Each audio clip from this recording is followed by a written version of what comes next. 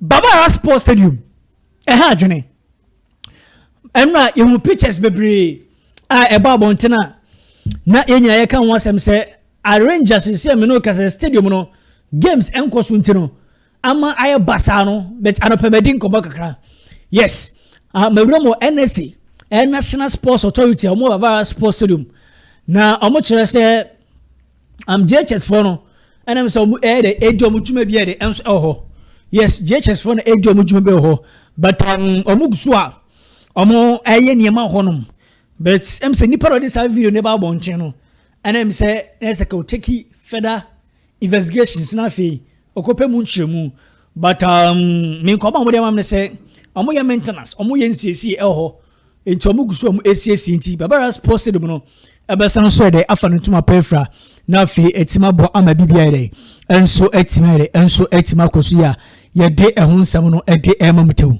enso eho ya ka chem se Asante Kotoko tim no board no enye careful na ebi ebeda so no Asante Kotoko atterminate player contract ebi ebeda so no na Asante Kotoko atterminate bia players be 14 contract players no omukuta officer behind the scene board ebi amonya we yakasa asem we ya se de yetiche no se Asante Kotoko omo ego to point ye hu se omo determination or pitch no so no e ofem no na yenim de na yeka some key figures players be all club ni ma office ehihyo mo botom se ya na me no kase Asante Kotoko fan pen fa jom kwa ye bo so mu sia all club fufuro ye bo so mu sia kan all club fufuro. Now this is the situation. I can confirm it to say a branch of friend say Saka Dauda Ekuta office a double no the camp enya some ketwa. I can confirm it to you. So office Ekuta Saka Dauda and worshipa. Now they may pick and say Ghana Premier League no 2 clubs and Chelsea a branch of friend say Saka Dauda 2 clubs and Chelsea a branch of Saka Dauda 1 or Premier League nim dada 2 afei and ya promote o man asa yankopo aya adwuma amotimi enya nod na oma be rem Ghana Premier League nim dem picking say the coach oba be lead sa 2 Ghana Premier League clubs me do omudi and say make am one asemi no baako a place ko e da ko Saka Dauda camp akache the camp of Saka Dauda say we are ready to work with a branch of friend Saka Dauda.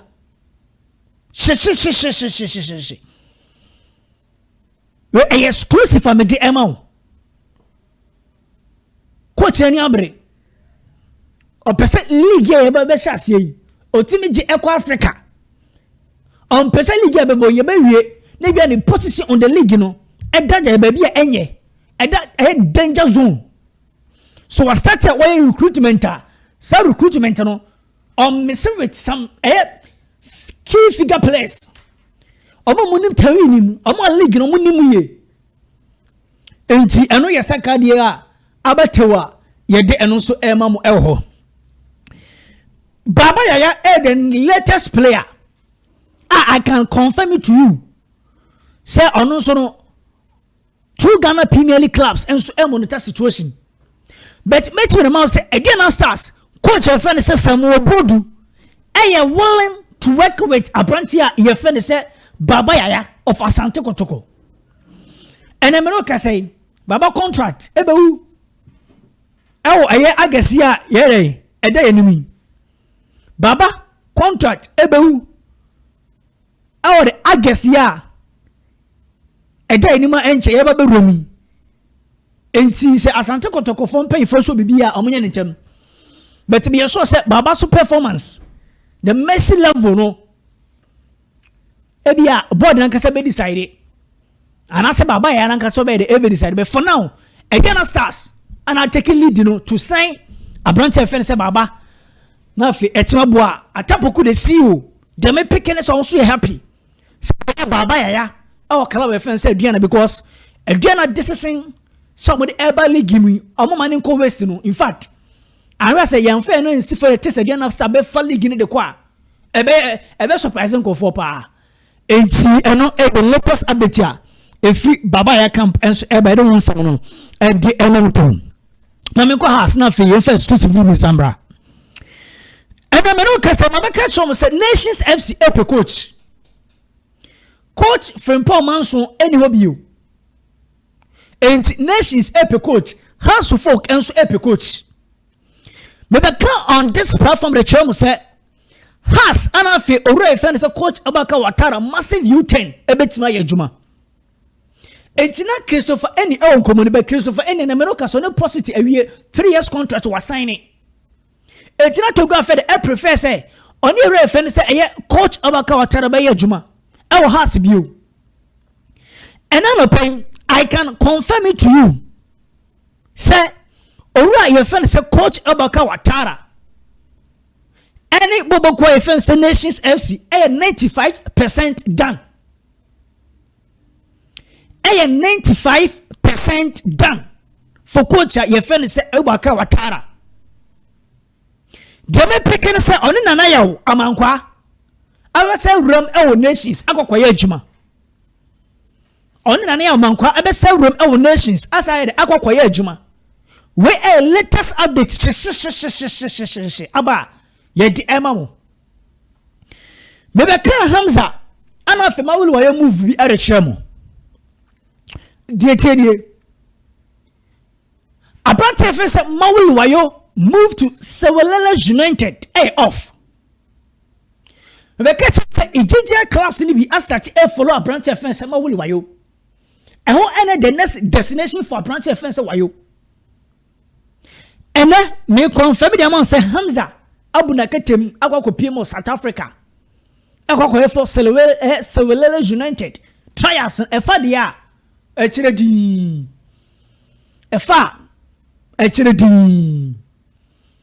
enti mawulwa to Sewelele United don't off no Hamza de confirm me de me no kasa boy no de me peke de say obuna ketem de fi Ghana akwakoye na fi otima koto so na etima bo ama bibiere enso etima koso a yede ehonsam no ede emamuto enso ewo yenkomunim Brekum Chelsea Poku danso to replace Ko Samobodu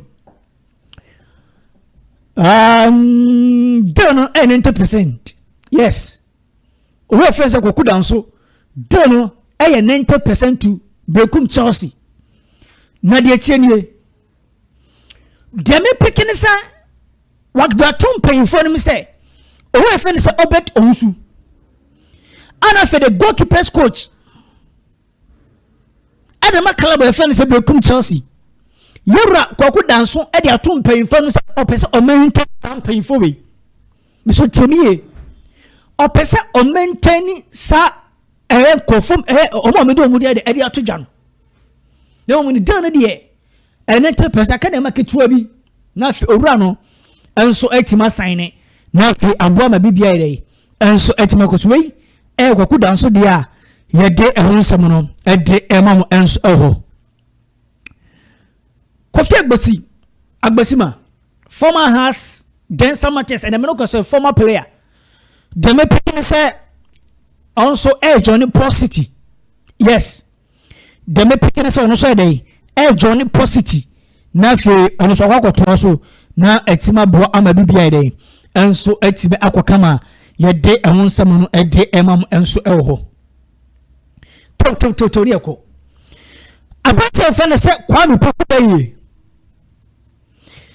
Kwame Poku situation Asante Kotoko be catch mu enye ne e got to point now Kwame Poku enya Asante Kotoko 20-man squad mu enra e got to point na Asante Kotoko lineup enya Kwame Poku a lot of issues e ko see Asante Kotoko training grounds only reference Hamza ema de mu chechem Abraham ema got to point na say course etime de ekom bese nipa no onfiliu bibia no ma obeya nipa no obefiliu el message su biu se Asante Kotoko board ɛnyɛ careful cause obema player na kwa na so pese wonya bibia ɛso otimi yɛ ne ntem and now pay I can confirm this story to you say urep our positia omo presiko e da koro Kwame Poku camp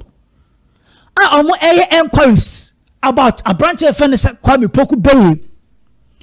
Coach Christopher Enim decision to work with a branch of Kwame Poku no 100%. But Coach Christopher Enim decision to work with a branch of Kwame Poku no 100%.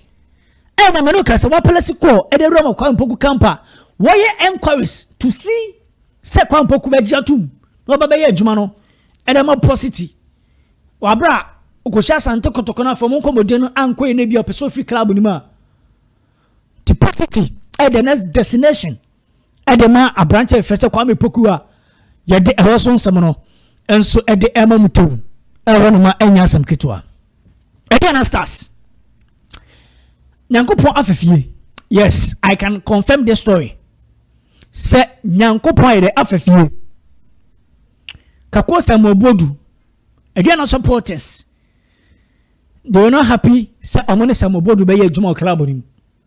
Yes, if you are saying Kasano, o Kasano, I careful. If you are uye bibi, I know I careful. But the way and obi air show. As some our kind, every any pan one few na. That be a samono or the back was him.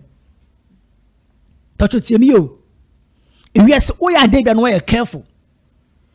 Sebi a wokasema trobi wana mo twa no obi etu ekwan ofa so a utriti nipa no careful go dachi bi no je beda soy no na bia in a near future oba be here e sa certain place no sa nipa na sa certain place no sa nipa no ana e bia o place sa position no ni so wusi ni so but enema bia wo ye ye ntino anhwa enkoye nye de emfa ma ansha enyere enkoye enfanya de enfamam now ene meno kasata pokwa da roma one ediana star supporters etima din komama wa cheche ne mu akere mu ama sisi meno kasa meeting eto fem no omawie a chesede ne giaba makosa mobodu supporters of ediana stars agina tum because fans ni ko kacha tapoku ne mpanyifo ne so monya happy with work with obi Vanessa mobodu na no nsemi okokan ye enti enu de free obatewa ye de emamane uremu o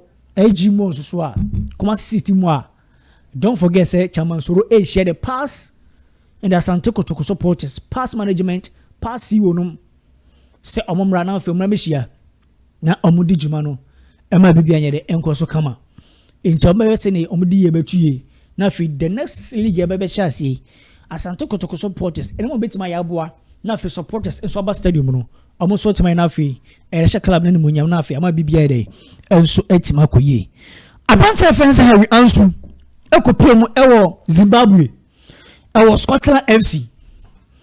I can confirm it to say the try to call here as some payphone the Ansu China release letter eba pe Ansu ebe sign edema Scotland FC go to point be catch them say Ansu ento so bi enfama Asante Kotoko o gide se bia wodru no eso otimi court us all baby foforo na fi etimi bo na carrier na fi yesika so ede ebe hwefie na ma bibia so ede enso etimi ko kama enti me confirm the amount so that's why so what is Ansu assign edema Scotland FC our Zimbabwe emanu enyo after say okoye trials no enyoma ye de enso etimi akoye di amana ye de won sam no ede ema motaw enso enti Ansu de enso eno no Seidu Saana pochotiemiye apante fence Seidu Saana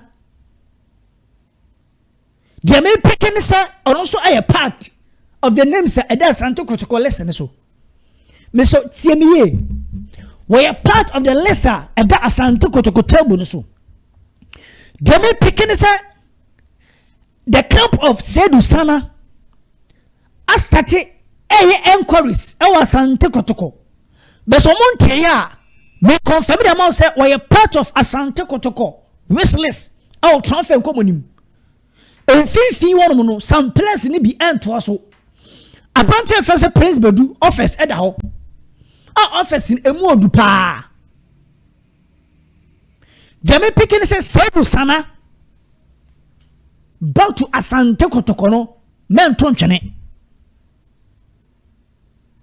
May they end tonchene. Office a go abandon table so air for foreign. And I say outside the country. Now Jame picking say the camp of Seidu Saana, I prefer Brent Seidu Saana to stay in the league to play for Asante Kotoko. Camp Deni Abre.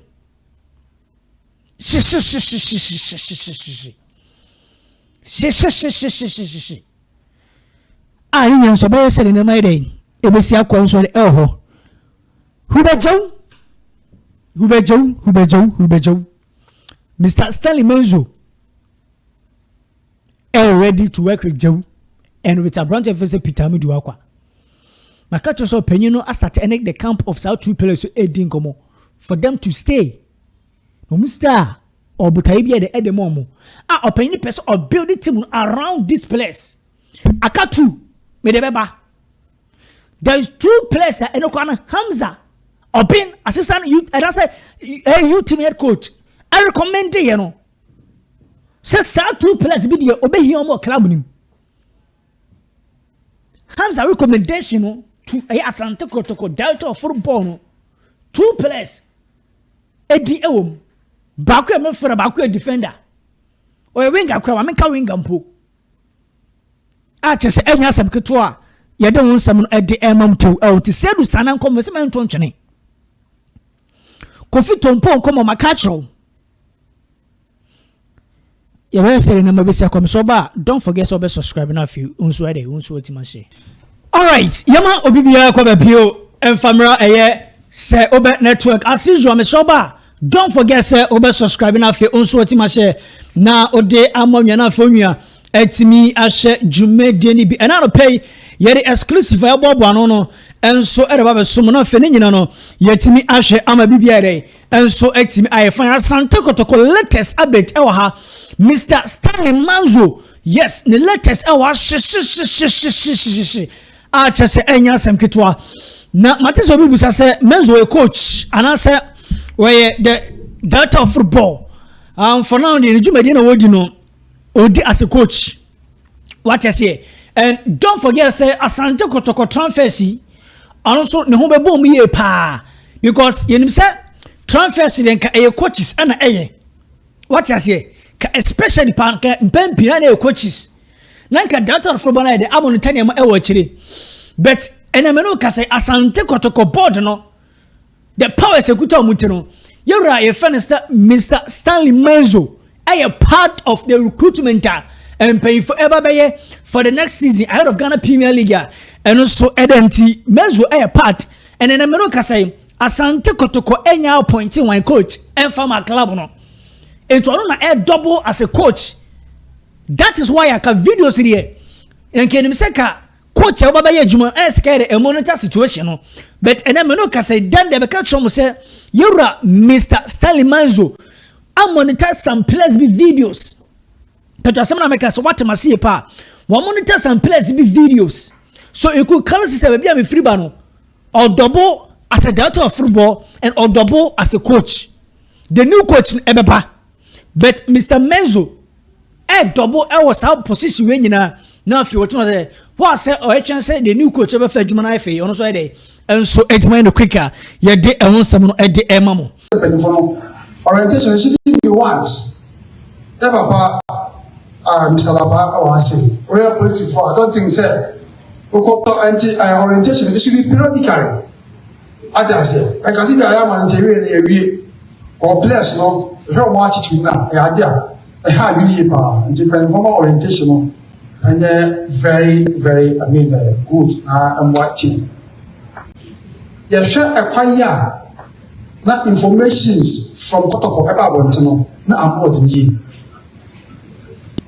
you say ansa na ko mani bo mu po twa no ansa na wo bo mu po twa ko mani na ahye no or asem we talk about this kima you might think that's what we can get. Oh, maybe we ask them. Keep never home. There were radio stations more must have. Workers anticipate, and the workers anticipate truly true to the West. To the extent say, player medical report to be one time. Player be catching the chairman because secretariat. And come on, you may not want to know. Radio present and I say, brother, we can want to walk from head to toe. I come outside, fine. Sebastian Penny 40 accusations of wound to me in car. And then I said, let me don't become all chamon now for the Bassa and what. You go play by my things are all things and more. But in the national, you make up, you end up killing the spirit of that player. Tim Penny forces or monkey be a secret, ye Baba, where a secret to definitely obey and power. The Kobasa. Nadia, and what you said, Nadia, a boy. Supporters engagement. They will say there was distance between the supporters and the management. The committee in Asia, the Catalan mentor was a meeting, a blah, but before you have but the baby asked Asante Kotoko. You are saying you want to money when you have board as supporters now. So, I can cover for some supporters in the meeting. Said they were. And because they do a supporters leaders, but we have to rely on the radio stations to need a table to produce.